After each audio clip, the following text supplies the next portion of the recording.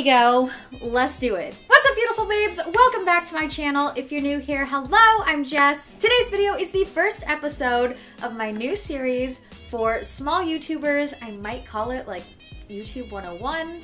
Not really sure. Let me know in the comments what you guys think. In this series as a whole, we're going to talk about equipment. We're going to talk about how to work with brands, how to reach out to brands. We're going to talk about things that I wish I knew at the beginning of my YouTube career. This series is just about everything YouTube. In today's episode, we are going to be talking about the YouTube basics. What equipment you should use, some basic need-to-know information, and some essential tips and tricks.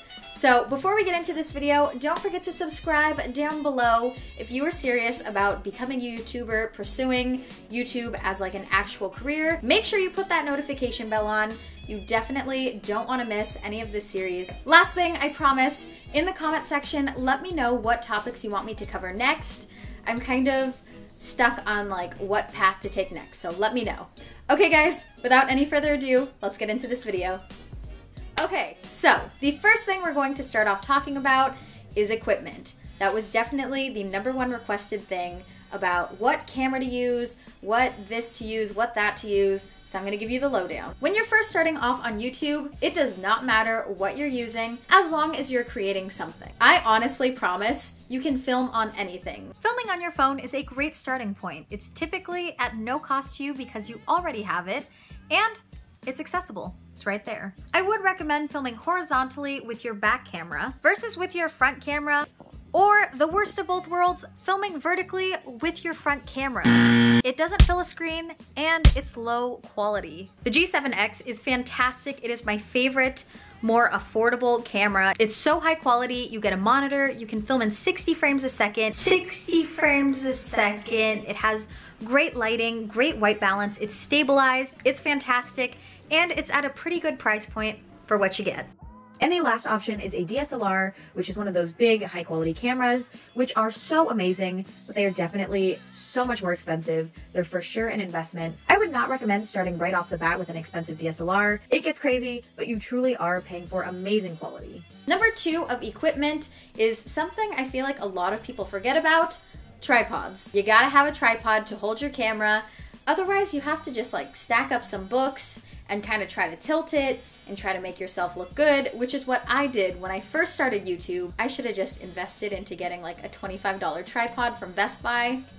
If you are using your phone, this is a great beginner tripod. It has an adjustable phone attachment. You can make it bigger, you can make it smaller, you can make it sideways.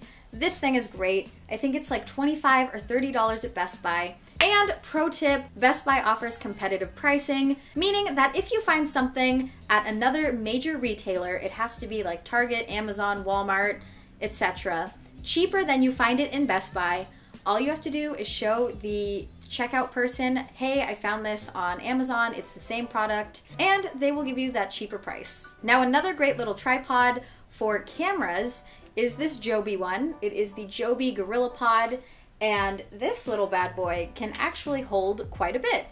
I can put my DSLR on here and it stays nice and structurally sound. It doesn't sink down. This is fantastic for vlogging. You can hold it up, you can wrap it around things. You can do so much with this little tripod. And if you wanted to film a sit-down video with this, all you have to do is put this on a chair, sit on the floor, kind of adjust the fluid head so it's pointing at you, and there you go. Third section of equipment, sound. You have to record external audio. I can't tell you how crazy it drives me to see these huge YouTubers not recording external audio. I think when someone records something without external audio, it sounds so awful. You know, that like echoey, and it kind of hurts your ears, and it's just too loud, and it just doesn't sound good. That's because someone didn't record external audio. If you don't record external audio, your audio is going to sound like this. The way to make yourself seem just so much more professional is by having good sound. Sound recorders can be pretty expensive,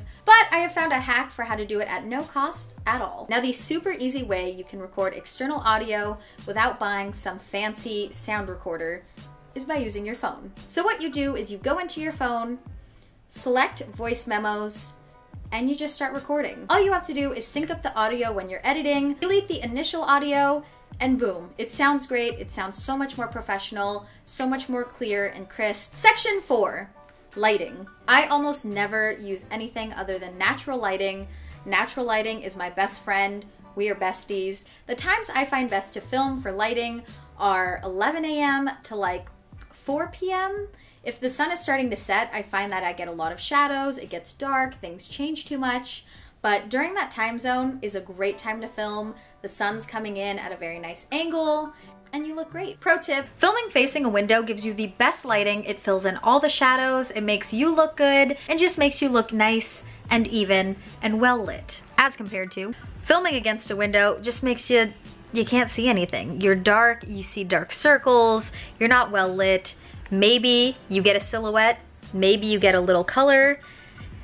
Just don't film against a window. Quick question from a subscriber. Do you need a studio or a filming corner? The answer is no. You can film anywhere. You can film in your living room, on your couch, in the kitchen, by your washing machine. You definitely do not need a filming corner or a studio. You can legit film anywhere. Next topic, what video should I create? So if you don't know what videos to create, start with what you like to watch on YouTube, whether it's beauty tutorials, whether it's skateboarding or cooking. There are endless things that you can make videos about on YouTube. Another idea is to share what you know. Are you really good at juggling? Maybe make juggling tutorials. Do you like hiking, exploring, traveling? Maybe make a video about 10 best places to hike in California, in Texas, in Hawaii. Create videos about what you're good at and what you're passionate with. And lastly, if all else fails, document, aka vlog. Daily vlog, share your life, share what you're doing. If you're going somewhere exciting, vlog it, share it. Next section, confidence. Okay, being confident on YouTube is kind of hard sometimes, but the number one thing to take away from this is to just go out there and do it and try to block your mind off of what people might say, what people might think.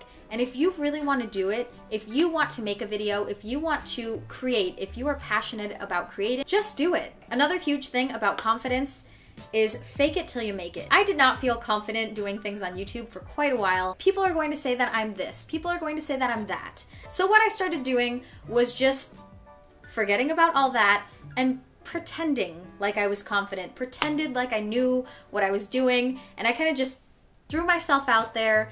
And over time, I have just become so comfortable in front of this camera and so confident. How often should I post? If you want your channel to become successful, you have to be posting at least once a week. Once a week is the bare minimum.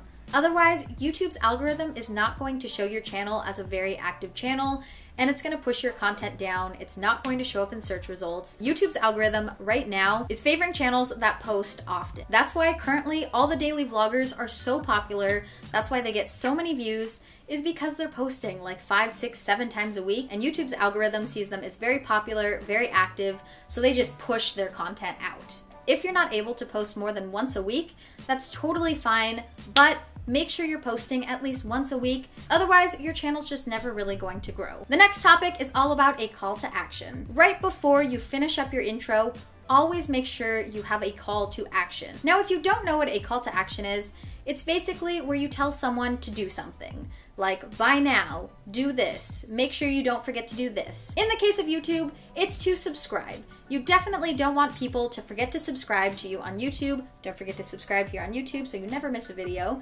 That is a call to action. You want people to be your subscribers here on YouTube because that's how you grow. Now, this might also seem like an annoying practice, but I swear it's effective. Sometimes people just forget to subscribe. They'll watch your entire video, but they never subscribe. And then after they watch your video, they'll probably forget who you are and never watch your videos ever again. So make sure you always have that call to action, making sure people don't forget to subscribe. Next, we're talking about thumbs up and thumbs down. If you watch YouTube, you probably always hear someone saying, don't forget to like this video, don't forget to smash the like button, don't forget to thumbs up. People say it many different ways, but what does it really do? So when someone likes your video, it means they enjoyed the video. So the more thumbs up you get, the more it means people like your video. So when YouTube starts seeing that the video is getting a lot of likes, they're going to start showing that video on the recommended page to other people like you, similar age, demographic, location. that also might like that video. So the more people that like your video, the more YouTube will serve your video to other people similar to that who also might like your video. So likes are actually incredibly important here on YouTube. It completely ensures that your channel keeps growing and that YouTube keeps serving your content to other people. The dislike button. Time to bust a myth. The dislike button is not bad. If someone gives you a thumbs down, yeah, it might kind of suck, might kind of hurt your ego to know someone didn't enjoy your video, but it's not the end of the world. It's still an interaction and you still get paid. So even if people are being haters, if they're giving you thumbs down, if they're writing all these negative comments, each thumbs down, each thumbs up, each comment is an interaction, which means you still get paid.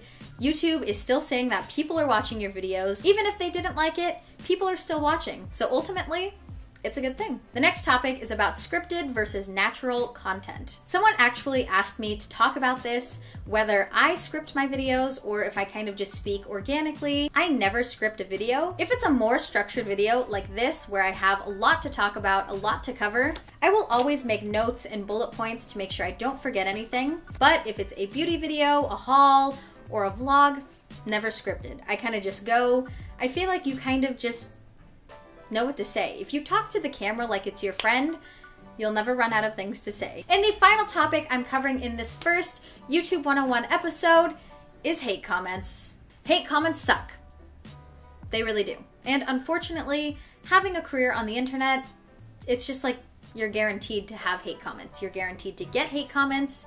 There's just people who are unhappy with themselves or just like to be mischievous or mean or rude because they're either unhappy as a person or they just like to be mean. They're bullies. They're mean people. At the end of the day, ultimately, it's going to happen. Whether it's on your first video, your 15th video, your 30th video, ultimately, it's going to happen. Be prepared for it and take it with a grain of salt. That person does not mean anything. What they're saying doesn't mean anything. They are unhappy people or mean people. Realize that these people don't matter. You are doing what you like to do. You are making creative content that inspires people, motivates people, teaches people, or makes people laugh and smile. And that's all it's about at the end of the day, is that you are creating something for other people to enjoy, to be inspired by. And what Bill Brown in Connecticut thinks about you, it doesn't matter. Oh! That was a long video. I don't think I've talked that much in quite a while. That wraps it up. Yeah, that's it. I hope you guys enjoyed this video and that if you want to be a YouTuber, that this video helped you. I worked really hard on writing down these bullet points and figuring out what I was going to talk about. You know, if you ever need someone to talk to, leave me a comment on this video because I know it can be scary and intimidating to start out a YouTube, and if you need any additional tips or tricks, make sure you're subscribed because I'm going to give you guys all of the dirt, all of the details, all of the tips and tricks and hacks. I got you guys. Please let me know in the comment section what you thought of this video and what topic you want me to cover next. That about wraps it up for today. Thank you so much for watching. I will see you tomorrow. Maraming salamat sa lahat. Mahal ko kayo. And I love you guys. Bye!